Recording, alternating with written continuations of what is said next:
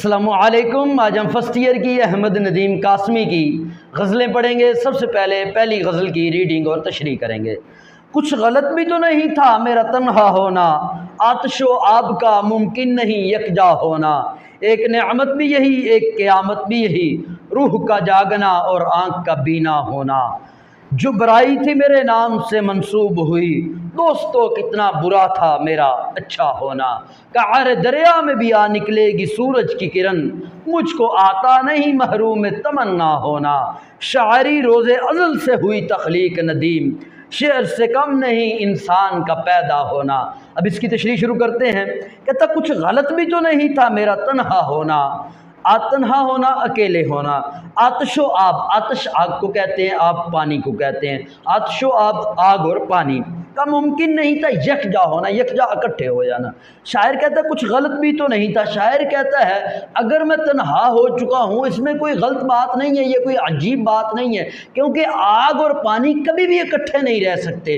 تو شاعر کہتا ہے اس لیے اگر میں تنہا ہو گیا ہوں، اکیلا ہو گیا ہوں، اس میں کوئی عیب کی بات نہیں ہے، کوئی غلط بات نہیں ہے، کیونکہ آگ اور پانی کبھی بھی اکٹھے نہیں رہ سکتے۔ اس شعر کے بہت سے پہلو ہیں۔ ایک پہلو تو یہ ہے کہ جو شاعر ہیں وہ حقیقت پرست ہیں، حقیقت کو پھیلانے والے، حقیقت کا پرچار کرنے والے ہیں، سچ کو پھیلانے والے ہیں، سچ کی بات کرنے والے ہیں، اور زمانے میں جو بھی سچائی کو پھیلاتا ہے، سچائی کی بات کرتا ہے، حق اور سچ کی بات کرتا ہے، تو لوگ اس کے مخالف ہو جاتے ہیں، اس کو تنہا چھوڑ دیتے ہیں، وہ اکیلا ہو جاتا ہے، اس کے اپنے بھی چھوڑ جاتے ہیں، گرد کے لوگ بھی چھوڑ جاتے ہیں، وہ اکیلا ہو جاتا ہے، تنہا ہو جاتا ہے۔ تو شاعر یہی بات کر رہے ہیں، وہ کہتے ہیں اگر میں اکیلا ہو گیا ہوں، تنہا ہو گیا ہوں، تو اس میں کوئی عیب کی بات نہیں ہے، کیونکہ جو بھی سچائی کا پرچار کرتا ہے، جو بھی حق کی بات کرتا ہے، سچائی کو پسند کرتا ہے، صداقت کو پھیلاتا ہے، سچائی کو پھیلاتا ہے، لوگ اس کے دشمن ہو جاتے ہیں، اس کے خلاف ہو جاتے ہیں، اس کو تنہا چھوڑ دیتے ہیں۔ آتش کا مطلب یہاں آتش سے مراد شاعر ہے، کیونکہ جو آتش ہے یہ جوش کی علامت ہے، جذبے کی علامت ہے، آگ کی علامت ہے، زندگی کی علامت ہے، کیونکہ جب بندہ زندہ ہوتا ہے اس کے اندر تپش ہوتی ہے، آگ ہوتی ہے، تو جب وہ فوت ہو جاتا ہے تو وہ ٹھنڈا ہو جاتا ہے، تو آگ جو ہے یہ ٹھنڈک کی علامت ہے۔ آگ سے مراد دوسرے لوگ ہیں۔ تو شاعر کی جو ہے اپنے آپ کے لیے جو لفظ استعمال کر رہے ہیں وہ آتش کا کر رہے ہیں، کہتے ہیں آتش و آگ کا ممکن نہیں یکجا ہونا۔ شاعر کہتا ہے جس طرح آگ اور پانی دونوں اکٹھے نہیں ہو سکتے، اسی طرح جو بندہ سچ کا پرچار کرنے والا ہے، سچ کو پھیلانے والا ہے، تو وہ اور عام لوگ جو سچ کے مخالف ہیں، جو سچ کے دشمن ہیں، وہ کبھی بھی اکٹھے نہیں ہو سکتے۔ ہم تاریخ پڑھ کے دیکھ لیں، جس نے بھی سچائی کی بات کی، حقیقت کی بات کی، کیونکہ لوگ حقیقت کو پسند نہیں کرتے، حقیقت کو سننا نہیں چاہتے، لوگ اس کے خلاف ہو جاتے ہیں، لوگ خواب کی باتیں، وہم کی باتیں ان کو تو پسند کرتے ہیں، جھوٹی باتیں جو ان کو خواب میں رکھے، وہم میں رکھے، اس کو پسند کرتے ہیں، لیکن جو سچائی کی بات کرتا ہے، حقیقت کی بات کرتا ہے، لوگوں کو برا لگتا ہے۔ جتنے بھی نبی آئے جب انہوں نے سچائی کی بات کی، حقیقت کی بات کی، لوگ ان کے خلاف ہو گئے۔ آپ صلی اللہ علیہ وسلم تھے یا باقی انبیاء تھے، جب انہوں نے بتوں کے خلاف بات کی، بتوں کے بارے میں کہا کہ یہ غلط ہیں، یہ برے ہیں، یہ جھوٹ ہے، بت جتنے بھی ہیں یہ جھوٹے ہیں، تو کیا ہوا؟ لوگ ان کے مخالف ہو گئے۔ لوگ ہمیشہ سچ کے مخالف ہو جاتے ہیں۔ آلدو آپ صلی اللہ علیہ وسلم کے ساتھ بعد میں بہت سے لوگ مل گئے، لیکن جو ابتدائی دور تھا لوگوں نے مخالفت کی، اپنوں نے بھی مخالفت کی، تو جو بھی سچائی کا پرچار کرتا ہے لوگ اس کے اگینسٹ ہو جاتے ہیں، مخالف ہو جاتے ہیں۔ تو یہی بات شاعر کر رہے تھے، اور شاعر بھی سچائی کو پھیلانے والے تھے، اس لیے شاعر کہہ رہے ہیں اگر میں اکیلا ہو گیا ہوں تو کوئی مذائقے کی بات نہیں ہے، کوئی پریشانی کی بات نہیں ہے، کوئی غلط بات، کوئی عجیب بات نہیں ہے، کیونکہ عام طور پر لوگ جو ہوتے ہیں سچائی کا پرچار کرنے والے ہوتے ہیں وہ اکیلے ہو جاتے ہیں، کیونکہ آگ اور پانی کبھی بھی اکٹھے نہیں رہ سکتے۔ اس کا دوسرا مطلب یہ ہے کہ شاعر محبوب سے مخاطب ہیں۔ شاعر کہتے ہیں میں اگر محبوب سے دور ہو گیا ہوں، اکیلا ہو گیا ہوں، جدا ہو گیا ہوں، میرے اندر فاصلہ پیدا ہو گیا تو کوئی بات نہیں۔ شاعر جو ہے اپنے آپ کو آگ سے تشبیہ دے رہے ہیں، کیونکہ شاعر کی جو مثال ہے وہ آگ جیسی ہے۔ شاعر کے اندر تپش تھی، کیونکہ شاعر جو تھے عاشق تھے، جو عاشق ہوتا ہے اس کے اندر تپش ہوتی ہے، جوش ہوتا ہے، جذبہ ہوتا ہے، جنون ہوتا ہے، لیکن محبوب کے اندر تو وہ جذبہ، جوش، جنون نہیں ہوتا۔ وہ ہمیشہ اس کے جوش کے بدلے میں صد مہری کا مظاہرہ کرتا ہے، محبت کے بدلے میں نفرت کرتا ہے، اس کی وفا کے بدلے میں جفا کرتا ہے۔ تو شاعر کہتا ہے اگر میں اکیلا ہو گیا ہوں، تنہا ہو گیا ہوں، میرا محبوب مجھ سے دور ہو گیا، ہمارے درمیان فاصلے پیدا ہو گیا، تو اس میں کوئی عجیب بات نہیں، کوئی عیب بات نہیں، کوئی غلط بات نہیں، کیونکہ عام طور پر عاشق اکیلا ہی ہو جاتا ہے، کیونکہ عاشق اور محبوب دونوں اکٹھے نہیں چل سکتے، محبت اور محبوب دونوں اکٹھے نہیں ہو سکتے، تو جس طرح آگ اور پانی دونوں اکٹھے نہیں ہو سکتے۔ تو تیسرا مطلب شاعر اپنے دوستوں کا ذکر کر رہے ہیں کہ شاعر کے جو دوست تھے وہ مخلص نہیں تھے، منافق تھے، بے وفا تھے۔ شاعر جو تھے مخلص تھے، وفادار تھے، محبت کرنے والے تھے، پیار کرنے والے تھے، چاہت کرنے والے تھے، اصرار کرنے والے تھے۔ شاعر جو تھے یہ آتش کی طرح تھے، جو دوست تھے وہ پانی کی طرح تھے، وہ ان کی محبت کا جو جواب تھے سرد مہری سے دیتے تھے، پانی سے دیتے تھے، ٹھنڈک سے دیتے تھے شاعر، لیکن جوش و جذبے سے ان سے محبت کرتے تھے، چاہت کرتے تھے۔ شاعر کہتے ہیں میں ابھی اگر اکیلا ہو گیا ہوں تو اس میں کوئی مذائقے کی بات نہیں، کوئی غلط بات نہیں ہے، کیونکہ عام طور پر جو وفادار ہوتا ہے، محبت کرنے والا ہوتا ہے، جو مخلص ہوتا ہے وہ اکیلا ہو جاتا ہے، کیونکہ جو خود غرض لوگ ہوتے ہیں، جو منافق ہوتے ہیں، وہ اپنا مقصد پورا کرتے ہیں، سائڈ پہ ہٹ جاتے ہیں۔ تو اس لیے اگر میں اکیلا ہو گیا ہوں تو اس میں کوئی غلط بات نہیں ہے۔ اگلا شعر ہے، ایک نعمت بھی یہی ایک قیامت بھی یہی، روح کا جاگنا اور آنکھ کا بینا ہونا۔ بینا کہتے ہیں دیکھنے والا، ایک ہوتا ہے نابینا۔ نابینا کو نابینا کیوں کہتے ہیں؟ وہ دیکھ نہیں سکتا۔ بینا کون ہوتا ہے؟ جو دیکھنے والا ہے۔ شاعر کہتے ہیں روح کا جاگنا اور آنکھ کا دیکھنے والا ہونا یہ ایک نعمت بھی ہے اور ایک مصیبت بھی ہے، کیونکہ جہاں دیکھنے والے سے مراد عام دیکھنے والا نہیں ہے، یہاں دیکھنے والے سے مراد وہ ہے جو دل کی آنکھ سے دیکھتا ہے۔ دیکھ تو سب ہیں، ہر ایک کو اللہ نے نظر دی ہوئی ہے، میجارٹی کو اللہ نے نظر دی ہوئی ہے، لیکن دو بندے ہیں دیکھنے والے، ایک دل کی آنکھ سے دیکھتا ہے، اس کو کیا کہتے ہیں؟ بصیرت کہتے ہیں۔ جو ظاہری آنکھ سے دیکھتا ہے اس کو بصارت کہتے ہیں۔ ظاہری آنکھ سے بصارت تو سب کے پاس ہوتی ہے، لیکن بصیرت کسی کسی کے پاس ہوتی ہے۔ یہ جو بصیرت ہے یہ کیا ہے؟ چیز کی حقیقت کو سمجھنا۔ ظاہر سے ایک پھول کھلا، دو آدمیوں نے دیکھا، ایک وہ تھا جس نے ظاہری آنکھ سے دیکھا، اس نے کیا دیکھا؟ یہ پھول چمک رہا ہے، خوبصورتی ہے، چمک دمک ہے، اس کی جوبن میں ہے، کھلا ہوا ہے، یہ کیا تھا؟ ظاہری آنکھ تھی۔ دوسرے نے اس کو دل کی آنکھ سے دیکھا، ظاہری آنکھ سے بھی دیکھا اور دل کی آنکھ سے بھی دیکھا۔ اس کی جو دل کی آنکھ تھی اس کا ظاہری آنکھ کے ساتھ تعلق تھا، اس نے پھول کو دیکھا، اس نے کہا یہ پھول آج تو جوبن میں ہے، آج تو چمک دمک ہے، کل مرجھا جائے گا، اس کی جو کلیاں ہیں پاؤں کے نیچے مسل دی جائیں گی۔ اب دونوں نے دیکھا، ایک نے دل کی آنکھ سے دیکھا اور ایک نے ظاہری آنکھ سے دیکھا۔ یہاں جو مراد ہے وہ شخص ہے جو دل کی آنکھ سے دیکھتا ہے، جو حقیقت کو پہچانتا ہے، حقیقت سے آشنا ہوتا ہے، چیزوں کی ڈیپتھ میں جاتا ہے۔ اور روح کا جاگنا، اور روح بھی قدرت نے سب کو دی ہوئی ہے، جانوروں کے پاس بھی روح ہے، لیکن کیا ہے؟ جانوروں کی روح کیا ہے؟ وہ اس طرح روح نہیں ہے جو جس کو ہم کہیں وہ جاگنے والی روح ہے۔ انسانوں کی بھی جو دو طرح کی روح ہوتی ہے، کچھ لوگوں کی روح ہوتی تو سب میں ہے، جتنے بھی زندہ ہیں ان کے پاس روح موجود ہے، لیکن کچھ کی روح جاگ رہی ہوتی ہے۔ جاگنے کا کیا مطلب ہے؟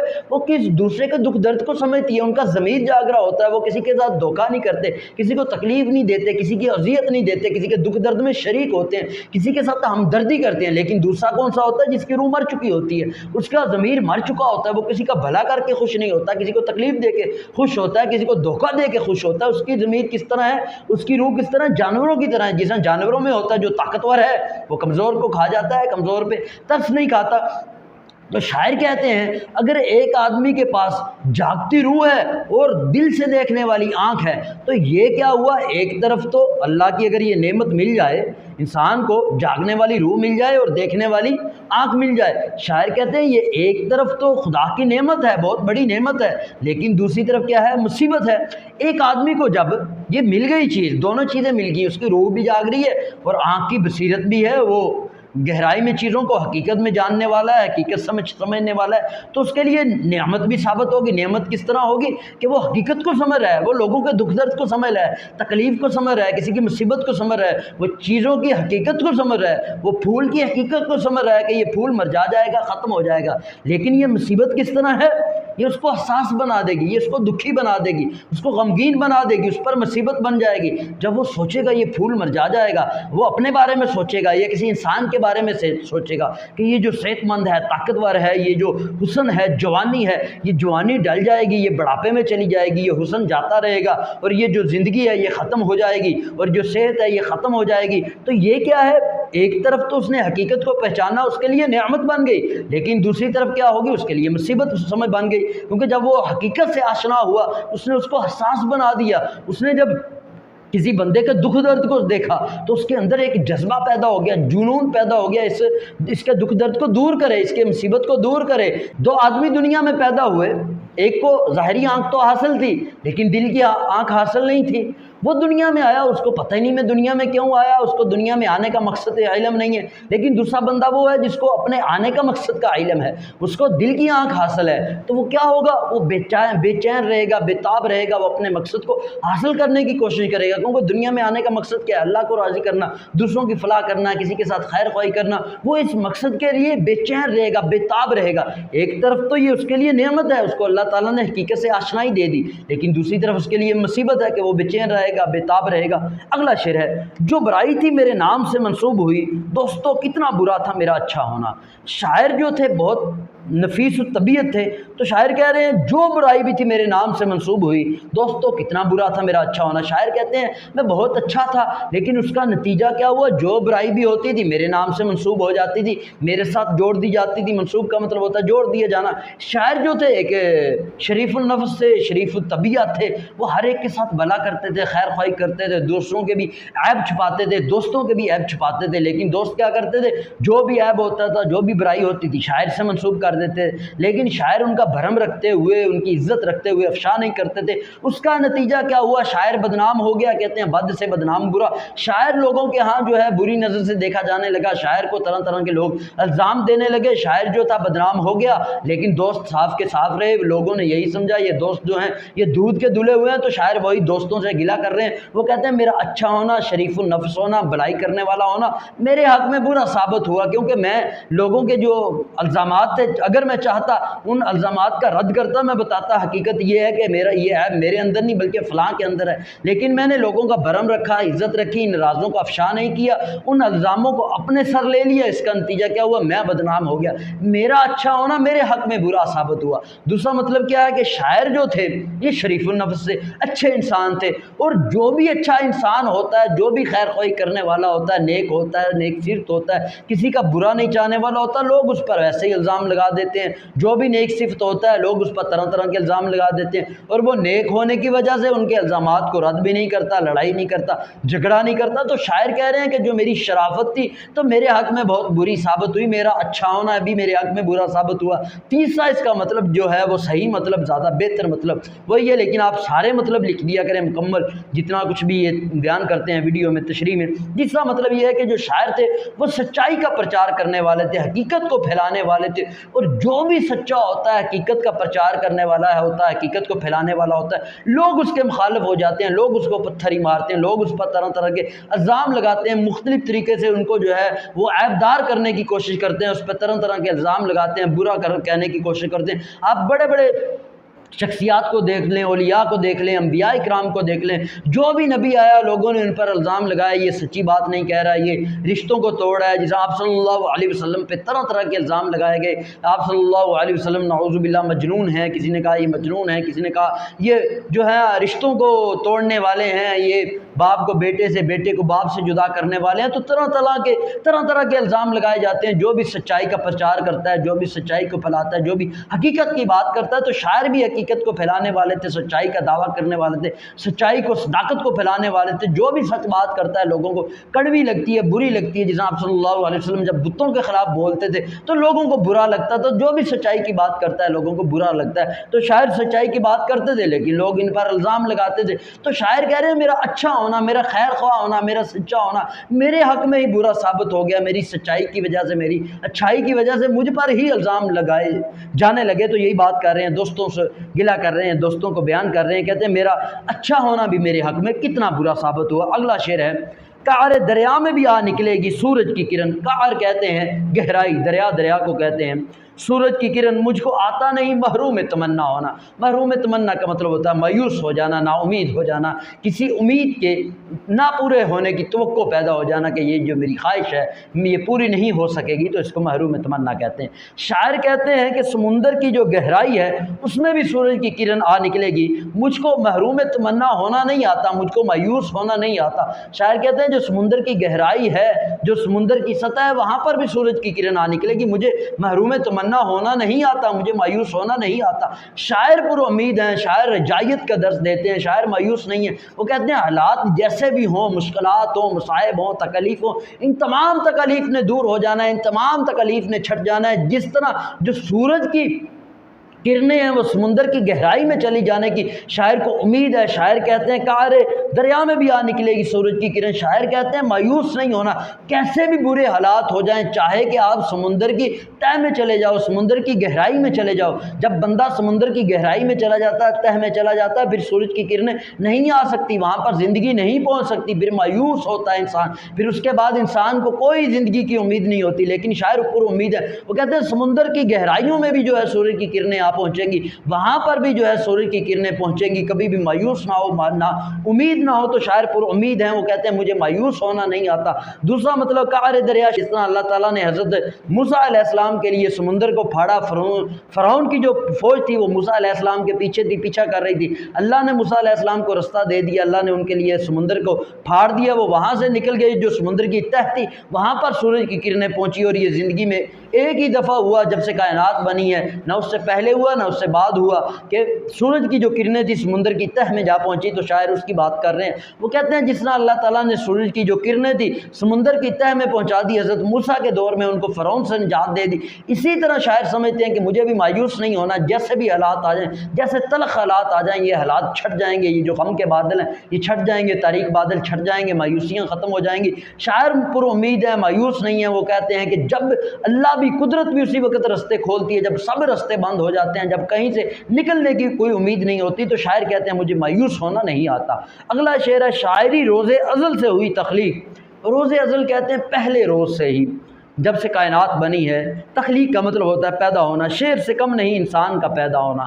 شاعر کہتے ہیں اے ندیم، شاعری کائنات کی پیدائش سے ہی پیدا ہو چکی تھی، شاعری تخلیق کائنات سے ہی پیدا ہو چکی، جب اللہ تعالیٰ نے اس کائنات کو پیدا کیا اسی روز شاعری پیدا ہو چکی تھی۔ اور شاعر کہتے ہیں کسی اچھے شعر کا کہنا یہ انسان کے پیدا ہونے سے کم نہیں ہے۔ شاعر کہتے ہیں شاعری روز ازل سے ہوئی تخلیق۔ شاعر کہتے ہیں کہ جو شاعری ہے جب سے کائنات بنی ہے اسی روز سے پیدا ہو چکی ہے۔ شاعر اس شعر میں شاعری کی اہمیت کو بیان کر رہے ہیں۔ وہ کہتے ہیں جو شاعری ہے یہ معمولی فن نہیں ہے، شاعری جو ہے یہ ایک بہت اعلیٰ فن ہے، یہ اسی روز تخلیق ہو چکا تھا، اسی روز پیدا ہو چکا تھا جب یہ پہلا انسان دنیا میں آیا، جب یہ کائنات بنی اسی روز شاعری پیدا ہو چکی تھی۔ شاعر نے شاعری کو انسان کے ساتھ جوڑا ہے، جس طرح انسان اللہ تعالیٰ کی سب سے اشرف المخلوقات ہے، انسان جو ہے ساری کائنات میں سب سے اعلیٰ ہے، افضل ہے، برتر ہے، بالا ہے، عظیم ہے، اسی طرح جو شاعری ہے یہ بھی اپنی بات کو ظاہر کرنے کے لیے، اپنی بات کو بیان کرنے کے لیے سب سے بہترین طریقہ ہے۔ آپ اس عمدہ طریقے سے نہ تو کسی نثر میں اپنا خیال کر سکتے ہیں، اپنے خیال کو بیان کر سکتے ہیں، اپنی اظہار رائے کر سکتے ہیں، نہ آپ کسی نثر کے ذریعے، نہ کسی اور تقریر کے ذریعے، نہ کسی تحریر کے ذریعے، جتنا عمدہ طریقے سے آپ اپنے باتوں کو، اپنے خیالات کو شاعری کے ذریعے بیان کر سکتے ہیں، اتنا آپ کسی اور صنف کے ذریعے بیان نہیں کر سکتے۔ یہی وجہ ہے شاعر نے شاعری کو انسان کے ساتھ جوڑا ہے کہ جس طرح انسان سب سے افضل ہے، اسی طرح اپنے خیالات کو ظاہر کرنے کے لیے، اپنے خیالات کو بیان کرنے کے لیے سب سے بہترین جو صنف ہے وہ شاعری ہے۔ تو دوسری چیز شاعر کہتے ہیں جس طرح شعر سے کم نہیں انسان کا پیدا ہونا، دوسری چیز شاعر کہتے ہیں جس طرح ایک اچھا شعر کہنا بہت مشکل ہے، اسی طرح ایک اچھا انسان بننا بہت مشکل ہے۔ کہنے میں تو انسانوں سے بستیاں بھری ہوئی ہیں، لاکھوں انسان ہیں، اربوں خربوں انسان ہیں، لیکن حقیقت میں جو اچھے انسان ہیں، جو کسی کا بھلا کرنے والے ہیں، خیر خواہی کرنے والے ہیں، وہ بہت کم ہیں۔ شاعر کہہ رہے ہیں جس طرح اچھا شعر کہنا بہت مشکل کام ہے، اسی طرح ایک اچھا انسان بننا بہت مشکل کام ہے۔ کہنے میں تو سب انسان ہیں، سب انسانوں سے بستیاں بھری ہوئی ہیں، گنجان ہیں، ہجوم ہیں، ہنگامے ہیں، لیکن کیا ہے اچھے انسان جو لوگوں کا بھلا کرنے والے ہوں، خیر خواہی کرنے والے ہوں، وہ بہت کم ہیں۔ یہ آخری شعر جو ہے یہ مقطع ہوتا ہے غزل کا، جو مقطع ہوتا ہے عام طور پر پیپر میں نہیں آتا، کیونکہ اس میں شاعر اپنا تخلص استعمال کرتے ہیں۔ جس مقطع میں شاعر کا تخلص ہو وہ عام طور پر پیپر میں نہیں آتا۔ اب ہم فرسٹ ایئر کی احمد ندیم قاسمی کی دوسری غزل پڑھیں گے، سب سے پہلے اس کی ریڈنگ کریں گے۔ کہتا اب تو کچھ اور ہی اعجاز دکھایا جائے، شام کے بعد بھی سورج نہ بجھایا جائے، نئے انسان سے تعارف جو ہوا تو بولا، میں ہوں سقراط مجھے زہر پلایا جائے۔ موت سے کسی کو مفر ہے مگر انسانوں کو پہلے جینے کا سلیقہ تو سکھایا جائے، حکم ہے سچ بھی قرینے سے کہا جائے، ندیم زخم کو زخم نہیں پھول بتایا جائے۔ اب اس کی تشریح شروع کرتے ہیں۔ اب تو کچھ اور ہی اعجاز دکھایا جائے۔ اعجاز کہتے ہیں معجزے کو، معجزے کہتے ہیں کوئی غیر متوقع کام ہو جانا، اللہ اپنی قدرت سے کوئی کام ایسا کر دے جو عام طور پر جس کا ہونا ممکن نہ ہو، تو اس کو اعجاز کہتے ہیں، معجزہ کہتے ہیں۔ کہتا ہے شام کے بعد بھی سورج نہ بجھایا جائے۔ شاعر کہتا ہے اب تو کوئی ایسا عجیب کارنامہ سر انجام دیا جائے کہ شام کے بعد بھی سورج کو نہ بجھایا جائے۔ اب تو کوئی ایسا کام ہو، کوئی ایسا معجزہ ہو، کوئی ایسا اعجاز ہو کہ شام کے بعد بھی سورج نہ ڈلے، شام کے بعد بھی سورج غائب نہ ہو۔ اب تو کوئی ایسا معجزہ دکھایا جائے. جو شاعر تھے احمد ندیم قاسمی، یہ ترقی پسند تحریک کا حصہ تھے. یہ وہ تحریک تھی جو کہتی تھی، جس کا یہ نعرہ تھا، جس کا یہ ماٹو تھا، جو کہتے تھے جو ادب ہے یہ ادب برائے ادب نہیں ہونا چاہیے بلکہ ادب برائے زندگی ہونا چاہیے. مطلب کیا ہے کہ جو ادب ہے یہ اس طرح نہیں ہونا چاہیے جس طرح روایتی چلا آ رہا ہے. جو غزلیں ہیں وہ ان کا عام طور پر جتنے بھی شعراء تھے جن کی غزلیں تقریباً ان کی تمام ایک ہی موضوع پر غزلیں تھیں. وہ غزلیں جتنی بھی لکھتے تھے ان میں کیا ہوتا تھا، ہجر کو بیان کیا جاتا تھا، فراق کو بیان کیا جاتا تھا، محبوب کی جدائی کو، محبوب کے مل جانے کو، یہی موضوعات تھے. لیکن یہ وہ شعراء تھے احمد ندیم قاسمی ان شعراء میں سے تھے جن کا یہ نظریہ تھا جو ادب ہے برائے زندگی ہونا چاہیے. مطلب کیا ہے، جو ادب ہے، جو غزلیں ہیں، جو دوسرا ادب ہے، اس میں انسان کی جو زندگی کے معاملات ہیں ان کو بیان ہونا چاہیے، ان کو ڈسکس کرنا چاہیے. انسان کے جو دکھ درد ہے، انسان کے جو مسائل ہیں، انسان کو زندگی میں جن مسائل سے پالا پڑتا ہے ان مسائل کو جو ہے بیان ہونا چاہیے. یہی وجہ ہے شاعر نے اس غزل میں بھی جو زندگی کے مسائل ہیں، زندگی کے جو معاملات ہیں ان کو بیان کیا ہے. شاعر کہتے ہیں اب تو کوئی اور ہی اعجاز دکھایا جائے کہ شام کے بعد بھی سورج نہ بجھایا جائے. تو اس شعر کی کئی اعتبار سے آپ تشریح کر سکتے ہیں. ایک مطلب تو یہ ہے کہ شاعر کہتے ہیں جو سورج ہے اس کو مقید کر دینا چاہیے، یہ قید ہو جانا چاہیے. مطلب کیا ہے، جو اس کی روشنی ہے وہ ختم نہ ہو، جو اس کے فوائد ہیں وہ شام کے بعد بھی ختم نہ ہو، مغرب کے بعد بھی ختم نہ ہو، اور رات کے وقت بھی ختم نہ ہو. اور سائنس نے یہ کارنامہ اور یہ سنگ میل عبور کر دیا. اب جو سولر انرجی ہے، جو سورج کی انرجی ہے، اس کو محفوظ کر لیا جاتا ہے، اس کو قید کر لیا جاتا ہے، اور شام کے بعد بھی اس سے استفادہ اٹھایا جاتا ہے. جس طرح دن کے وقت سورج سے استفادہ اٹھایا جاتا ہے، اسی طرح رات کے وقت جو ہے سورج کی روشنی سے استفادہ اٹھایا جاتا ہے. سولر انرجی کے ذریعے اس کو قید کر لیا جاتا ہے. تو شاعر یہی کہہ رہے ہیں کوئی ایسا معجزہ دکھایا جائے کہ جو سورج کی روشنی ہے وہ باقی رہے، اس کو قید کر لیا جائے، اس سے فائدہ اٹھایا جائے. دوسرا مطلب یہ ہے کہ شاعر یہ چاہتے ہیں جس طرح دن کے وقت سورج سے فائدہ لیا جاتا ہے، سورج سے استفادہ کیا جاتا ہے، اسی طرح کوئی ایسی سائنسی ایجاد ہو جائے کہ وہ جو سورج سے فوائد لیے جاتے ہیں وہ فوائد رات کے وقت بھی، شام کے وقت بھی حاصل ہو جائیں. تو وہ بھی اس وقت سائنسی طریقہ کار سے ایسی ایسی لائٹیں ایجاد ہو چکی ہیں کہ شام کے وقت بھی اب تاریکی کا، اندھیرے کا احساس ہی نہیں ہوتا. بعض وہ ممالک جس طرح ناروے ہے وہاں پر سردیوں میں بہت کم سورج طلوع ہوتا ہے. وہ وہاں پر جو رات ہوتی ہے تقریباً 23.5 گھنٹے کی رات ہوتی ہے، کہیں آدھے گھنٹے کے لیے سورج طلوع ہوتا ہے، لیکن اس کے باوجود بھی وہاں پر اس کو روشنیوں کا شہر کہا جاتا ہے. اتنی روشنیاں ہیں کہ سورج کی کمی کا احساس ہی نہیں ہوتا. تو شاید یہی بات کر رہے ہیں، وہ کہتے ہیں کہ سائنسی اعتبار سے اتنی ترقی ہو جانی چاہیے کہ اب جو ہے سورج کی کمی کا احساس ہی نہ ہو، شام کے بعد بھی سورج جیسی روشنی ہو، سورج کی طرح ہر چیز نظر آئے، وہ رونائی ہو. دوسرا مطلب یہ ہے کہ شاعر کے نزدیک سورج سے مراد یہاں پر تگ و دو کرنا ہے، کوشش کرنا ہے. تو شاعر یہ کہنا چاہ رہے ہیں کہ اب کوئی ایسا معجزہ ہو، ایسا کارنامہ ہو جس طرح ہم دن کے وقت محنت کرتے ہیں، دن کے وقت کوشش کرتے ہیں، دن کے وقت تگ و دو کرتے ہیں، اب رات کے وقت بھی ایسی ہی تگ و دو کرنی چاہیے، ایسی کوشش کرنی چاہیے، ایسی محنت کرنی چاہیے. شاعر کہتے ہیں کہ شام کے بعد بھی سورج نہ بجھایا جائے. مطلب یہ ہے کہ شام کے بعد بھی محنت اور کوشش کو نہ چھوڑا جائے اور کوشش جاری رکھی جائے. کیونکہ شاعر جس دور میں پیدا ہوئے وہ ترقی کا دور تھا، سائنس کا دور تھا. اس دور میں سخت محنت کی ضرورت تھی، کیونکہ جو شاعر ہیں یہ 2006 میں فوت ہوئے، ریسنٹلی قریبی دور میں فوت ہوئے. سائنس کا دور تھا، سائنس کے دور میں وہی بندہ سروائیو کر سکتا ہے، وہی باقی رہ سکتا ہے جو محنت کرنے والا ہے، کوشش کرنے والا ہے، تگ و دو کرنے والا ہے. تو شاعر یہی درس دے رہے ہیں قوم کو. وہ کہتے ہیں جس طرح دن کے وقت محنت کرتے تھے اس طرح شام کے وقت بھی محنت کرو. اور تیسرا مطلب یہ ہے کہ جو شاعر ہیں وہ محبوب مجازی سے مخاطب ہے. جو محبوب ہوتا ہے اس کی جو یاد ہے زیادہ تر وہ رات کے وقت آتی ہے، رات کے وقت زیادہ تڑپاتی ہے. انسان کو دن کے وقت پھر بھی محبوب سے ملنے کا امکان ہوتا ہے، انسان دن کے وقت محبوب سے مل سکتا ہے، اس سے وصال ہو سکتا ہے، اس سے ملاقات ہو سکتی ہے. لیکن رات کے وقت اس سے ملنا بہت مشکل ہوتا ہے، بہت ناممکن ہوتا ہے. تو دن کے وقت انسان محبوب کو بلا سکتا ہے، اس کی دنیا کی جو ہے کاموں میں مصروف ہو کر، بزی ہو کر محبوب کی یاد دل سے اور دماغ سے بھول جاتی ہے، ختم ہو جاتی ہے. لیکن رات کے وقت عاشق و محبوب کی یاد تڑپاتی ہے. تو شاعر اس لیے کہہ رہے ہیں کہ اب سورج نہیں بجھنا چاہیے، سورج نہ غائب ہو، کیونکہ شاعر یہ سمجھتے ہیں کہ جو رات کا وقت ہے وہ بہت تکلیف دہ ہے، کیونکہ محبوب کی یاد رات کے وقت بہت تڑپا کے رکھ دیتی ہے. تو تیسرا یہ مطلب ہے. اگلا شعر ہے، نئے انسان سے تعارف جو ہوا بولا میں ہوں سکرات، مجھے زہر پلایا جائے۔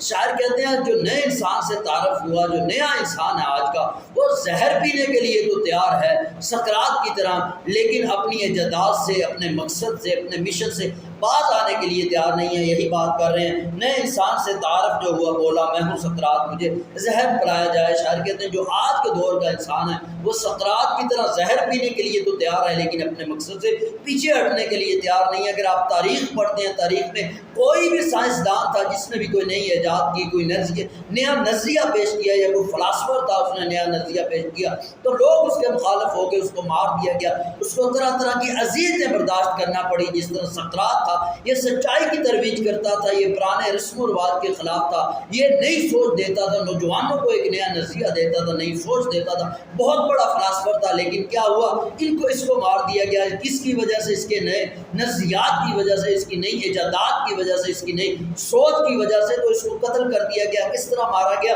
کہ اس کو زہر پلایا گیا، تو یہ زہر پینے کے بعد اس کی جو ہے موت ہو گئی، ڈیتھ ہو گئی۔ تو شاعر کہتے ہیں کہ اس دور میں جو سائنسدان تھے، جو نئی ایجاد کرتے تھے، جو نیا نظریہ پیش کرتے تھے، ان پر تکالیف دی جاتی تھی، ان کو مار دیا جاتا تھا، لیکن وہ دور تھا لوگ ڈر جاتے تھے، ڈر کر اپنے مشن سے باز آ جاتے تھے۔ بعض لوگ ڈٹے رہتے تھے، لیکن اکثریت لوگ ڈر جاتی تھی، پیچھے ہٹ جاتی تھی۔ لیکن شاعر کہتے ہیں اب جو دور ہے، لوگ سائنسی ایجادات کرنے کے لیے تیار ہیں، نئے نظریات پیش کرنے کے لیے تیار ہیں، لوگ خوف زدہ نہیں ہیں۔ ابھی لوگوں کو کسی طرح کا خوف نہیں ہے، ان کو اگر کوئی زہر پلاتا ہے، قتل کرتا ہے، لوگ مرنے کے لیے تیار ہیں، زہر پینے کے لیے تیار ہیں، لیکن لوگ اپنے مقصد سے باز آنے کے لیے تیار نہیں ہیں، اپنے مشن سے باز آنے کے لیے تیار نہیں ہے۔ شاعر جو ہیں جدید دور کے شاعر ہیں، جدید دور میں سائنس نے بہت ترقی کر لی، دنیا گلوبل ولیج بن چکی ہے، ہر انسان دوسرے کے قریب آ چکا ہے، ایک دوسرے سے رابطہ ہو رہا ہے، ایک شخص ہزاروں میل بیٹھے دور شخص کو دیکھ رہا ہے، تو اتنی ایجادات ہو چکی ہے۔ اس کی وجہ صرف ایک ہی ہے کہ ابھی انسان میں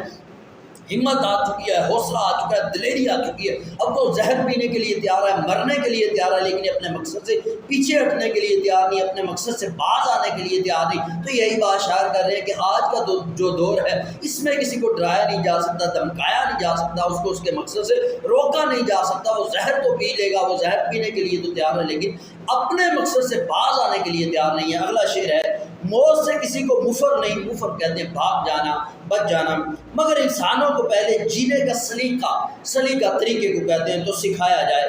شاعر کہتے ہیں موت سے تو کوئی بھاگ نہیں سکتا، لیکن پہلے انسانوں کو جینے کا طریقہ تو سکھایا جائے۔ شاعر کہتے ہیں موت سے تو کسی کو انکار نہیں، موت نے تو جب آنا ہے تو آ ہی جانا ہے، موت نہیں ٹل سکتی۔ موت کے بارے میں غور و خوض کرنے کی ضرورت ہے، لیکن اس سے زیادہ جو ضرورت ہے وہ تو زندگی جو ہے اس کو گزارنے کی ضرورت ہے، کہ زندگی کو سلیقے سے گزارا جائے۔ شاعر یہ سمجھتے ہیں کہ موت کی اہمیت ہے، انسان نے مر جانا ہے، لیکن شاعر یہ سمجھتے ہیں کہ موت کو کوئی روک نہیں سکتا، وہ تو اٹل چیز ہے، وہ تو حقیقت ہے، اس نے جب آنا ہے تو آ ہی جانا ہے۔ لیکن موت سے زیادہ جو فکر کرنی چاہیے وہ زندگی کی کرنی چاہیے، کیونکہ جب آپ اچھی زندگی نہیں گزارتے تو موت کے بعد بھی تباہی ہے، لیکن اگر آپ زندگی کی فکر کر لیتے ہیں، موت سے بھی زیادہ زندگی کو سنوارنے کی کوشش کرتے ہیں، پھر موت بھی آپ کو خوف نہیں دیتی، کیونکہ آپ کو ایسا محسوس ہوتا ہے کہ موت کے بعد تو چھٹی ہے، موت کے بعد تو اچھا وقت شروع ہو جائے گا۔ لیکن اگر آپ کی زندگی ہی اچھی نہیں ہے تو پھر کیا ہے، آپ کی تباہی ہے، پھر تو موت بھی آپ کو خوف دیتی ہے۔ تو شاعر کہتے ہیں موت کا خوف نہیں ہے، موت تو آنی ہے، موت سے کوئی انکار نہیں کر رہا، موت سے کوئی بھاگ نہیں سکتا، لیکن پہلے جینے کا تو سلیقہ سیکھے۔ تو اس وقت کا جو انسان ہے اس کو جینے کا سلیقہ ہی نہیں آ رہا، اس کو وہ زندگی تو گزار رہا ہے لیکن جانوروں کی طرح زندگی گزار رہا ہے، اس کو زندگی گزارنا نہیں آتی، زندگی کا طریقہ نہیں آتا۔ انسان کا دشمن بن چکا ہے۔ اتنا نقصان تو قدرتی آفات نے انسان کو نہیں پہنچایا، اتنا نقصان تو سیلاب نے نہیں پہنچایا، زلزلے نے نہیں پہنچایا، کوئی قدرتی آفت نے انسان کو اتنا نقصان نہیں پہنچایا، کسی وبا نے، کسی بیماری نے اتنا انسان کو نقصان نہیں پہنچایا، اتنے انسان تو کسی سیلاب سے نہیں مرے، کسی قدرتی آفات سے نہیں مرے، جتنے انسانوں نے مار دیے۔ انسان کا دشمن بن چکا ہے۔ جو دنیا کی 2 ورلڈ وار ہوئی ہیں، جنگ عظیم اول، جنگ عظیم ثانی جو ہوئی ہے، لاکھوں لوگ مارے گئے، لاکھوں بھی نہیں کروڑ تک لوگ مارے گئے، اتنی بڑی تباہی ہوئی۔ تو جو انسان ہے وہ انسان کا دشمن بن چکا ہے۔ ابھی بھی دنیا میں جو انسان جتنے قتل کر رہے ہیں، جتنے لوگ انسانوں کی وجہ سے مر رہے ہیں، انسانوں کی وجہ سے قتل ہو رہے ہیں، اتنے قدرتی آفات کی وجہ سے سے قتل نہیں ہو رہے، انسان کا دشمن بن چکا ہے۔ جتنے ملک ہیں آپ دیکھ لیں، سیریا دیکھ لیں، عراق دیکھ لیں، فلسطین دیکھ لیں، کشمیر دیکھ لیں، جہاں دیکھ لیں انسان کا دشمن بن چکا ہے۔ تو شاعر یہی بات کر رہے ہیں، وہ کہتے ہیں کہ پہلے جینے کا تو سلیقہ سیکھو۔ انسان جو تھا وہ تو ایک دوسرے کی فلاح کے لیے بنایا گیا تھا، ایک دوسرے سے ہمدردی کے لیے اس کو پیدا کیا گیا تھا۔ انسان تو دوسرے کے دکھ درد میں شریک ہوتا ہے، دوسرے کے جو ہے غم دور کرنے کی کوشش کرتا ہے، دوسرے کے لیے آسانیاں پیدا کرتا ہے، محبت دیتا ہے، شفقت دیتا ہے، پیار دیتا ہے، احسان کرنے والا ہوتا ہے۔ انسان تو جانوروں کی طرح نہیں ہوتا، وہ تو جانور ہوتے ہیں، طاقت کا اصول ہوتا ہے، جو طاقتور ہوتا ہے کمزور کو کھا لیتا ہے۔ تو انسان میں تو ایسا نہیں ہے۔ تو شاعر کہتے ہیں پہلے انسانوں کو جینے کا سلیقہ تو سکھایا جائے۔ انسان جو ہے سائنس نے اتنی ترقی کر لی ہے، اس نے چاند کو فتح کر لیا ہے، وہ کائنات کو فتح کرنے پر چل پڑا ہے، لیکن اس نے دلوں کو فتح نہیں کیا۔ جتنے جو ہے دل، جتنا انسان قریب سے قریب آ رہا ہے، جتنے فاصلے سمٹ رہے ہیں، گلوبل ولیج بڑھ رہی ہے۔ پرانا دور یہ ہوتا تھا کہ ہر انسان کا دوسرے کے ساتھ رابطہ نہیں ہوتا تھا، کوئی پہچان نہیں سکتا تھا کوئی انسان کس حالت میں ہے، کس کے ساتھ کیا ہو رہا ہے۔ ابھی کیا ہے، انسان کے بظاہر قریب آ چکا ہے، لیکن دلوں میں فاصلے پیدا ہو چکے ہیں۔ آپ کسی کے پاس ہزاروں میل کا فاصلہ بھی آپ چند گھنٹوں میں طے کر سکتے ہیں، اور ہزاروں میل دور بیٹھے شخص سے آپ ایک سیکنڈ میں رابطہ کر سکتے ہیں، بات کر سکتے ہیں۔ لیکن کیا ہے، جتنا قریب آ رہے ہیں اتنے دلوں کے فاصلے بڑھ رہے ہیں۔ تو شاعر یہی بات کر رہے ہیں، وہ کہتے ہیں پہلے جینے کا سلیقہ سیکھو، ایک دوسرے سے پیار کرو، ہمدردی کرو، ایک دوسرے کا بھلا کرنے والا، ایک انسانیت والا جو ہے انسان کے اندر طور طریقے پہلے پیدا کرو۔ وگرنہ جو ہے جیتے تو جانور بھی ہیں، جانوروں کی طرح کے اصول نہ اپنا۔ مرنا تو سب نے ہے، موت تو سب کو ہے، موت تو اٹل ہے، اس سے کوئی نہیں بھاگ سکتا۔ لیکن موت سے پہلے جو تیاری کرنی ہے وہ زندگی کی تیاری کرنی ہے، زندگی کو اچھے طریقے سے سر انجام دینا ہے، زندگی اچھے طریقے سے جینی ہے۔ اگلا شعر ہے، حکم ہے سچ بھی کرینے سے کہا جائے ندیم، کرینہ کہتے ہیں سلیقے کو، زخم کو زخم نہیں پھول بتایا جائے۔ شاعر کہتے ہیں یہ حکم ہے کہ جو سچ ہے اس کو بھی سلیقے سے کہنا چاہیے، زخم کو زخم نہیں بلکہ پھول بتانا چاہیے۔ شاعر یہ کہنا چاہ رہے ہیں جب بھی کسی سے بات کرنی ہے، اگر کسی کی آپ نے کوئی عیب اس کو بتانا چاہتے ہیں، اگر تو عیب سے مقصد فساد پیدا کرنا ہے، اس کو تنقید کرنا ہے، پھر تو بتانا ہی نہیں چاہیے۔ لیکن اگر عیب سے بتانے سے مقصد آپ کا اصلاح کرنا ہے، اس کا بھلا کرنا ہے، تو وہ بھی اچھے طریقے سے بتاؤ، ایسے انداز سے نہ بتاؤ جو اس کو برا لگے۔ اس کو اگر اس کا کوئی عیب بھی بتانا ہے، ایسے بتاؤ جیسے اس کو پھول محسوس ہو رہا ہے۔ زخم کو بھی زخم نہ بتاؤ، زخم کی پھول کے ساتھ بڑی مشابہت ہے، جس طرح جو زخم ہوتا ہے وہ بھی سرخ ہوتا ہے اور پھول بھی سرخ ہوتا ہے۔ تو شاعر کہتے ہیں جب بھی کسی کا کوئی عیب بتانا ہے، کسی سے کوئی اس کی کوئی کوتاہی کا اس کو تذکرہ کرنا ہے، یا کسی کے سامنے سچ بتانا ہے، تو سچ کو ایسے بتاؤ کہ اس کو پھول محسوس ہو، سلیقے سے بتاؤ۔ جو لوگ منہ پہ ہی بات کر دیتے ہیں، وہ اپنے آپ کو یہ کہتے ہیں کہ ہم تو سچے ہیں، ہم تو حقیقت پسند ہیں، ہم تو حقیقت کی بات کرتے ہیں۔ حقیقت میں وہ کیا ہوتے ہیں، وہ سچے نہیں ہوتے بلکہ وہ پھٹ منہ ہوتے ہیں۔ وہ کون سے لوگ ہوتے ہیں، بدتمیز لوگ ہوتے ہیں۔ تو شاعر کہہ رہے ہیں کہ انسان کو بدتمیز نہیں ہونا چاہیے، انسان کو سلیقے سے بات کرنی چاہیے۔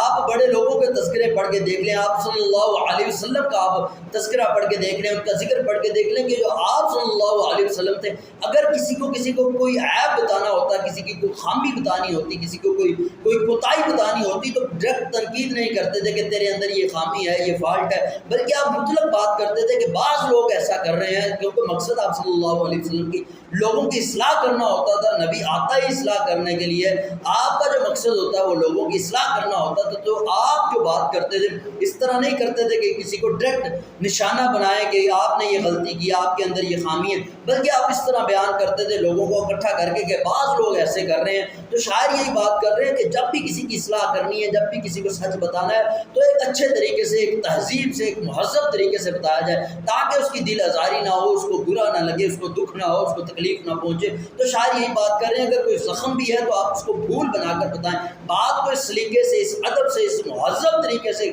بات کو بیان کریں کہ اگلے کو سچ بھی پتہ چل جائے اور اس کو دکھ بھی نہ ہو۔ دوسرا اس کا مطلب یہ ہے کہ شاعر یہ کہہ رہے ہیں کہ جو طاقتور لوگ ہیں ان کا یہ اصول ہے کہ وہ کہتے ہیں کوئی بندہ ان کے سامنے سچ نہ بولے، بلکہ اگر وہ دن کو رات کہہ دیں یا رات کو دن کہہ دیں تو آپ کو قبول کر لینا چاہیے۔ آپ طاقتور، شاعر یہاں پر طاقتور لوگوں کا اصول بتا رہے ہیں کہ طاقتور کیا کہتے ہیں کہ زخم کو زخم نہیں پھول بتاؤ، کہ پرانے دور میں یا اس دور میں جب بھی کوئی جابر حکمران ہوتا ہے، ظالم حکمران ہوتا ہے، اگر آپ اس کے سامنے سچ کہتے ہیں تو وہ آپ کو سزا دیتا ہے، قتل کر دیتا ہے، بری بری سزائیں دی جاتی ہیں۔ تو شاعر یہ بات کر رہے ہیں تو طاقتور یہ ہے، جنگل کا یہ قانون ہے، بادشاہوں کا یہ قانون ہے، وہ کہتے ہیں کہ ان کے سامنے کوئی بندہ سچ نہ بولے۔ اگر وہ کوئی عیب بھی کرتے ہیں، کوئی برائی بھی کرتے ہیں، ان کی برائی کو بھی برائی نہ کہا جائے، ان کی برائی کو بھی خوبی کہا جائے، ان کی برائی کو بھی اچھائی کہا جائے، ان کے زخموں کو بھی پھول بتایا جائے، تو شاعر بڑے لوگوں کا، طاقتور لوگوں کا اصول بتا رہے ہیں، تو شاعر کہتے ہیں حکم ہے سچ بھی کرینے سے کہا جائے۔ تو اس لیے شاعر جو ہیں تاکید کر رہے ہیں، کہتے ہیں اگر یہ ایسے جابر اور طاقتور آدمی کے سامنے آپ نے کوئی سچ کی بھی بات کرنی ہے، آپ اگر چاہتے ہیں اپنا کوئی دکھ درد، اپنا کوئی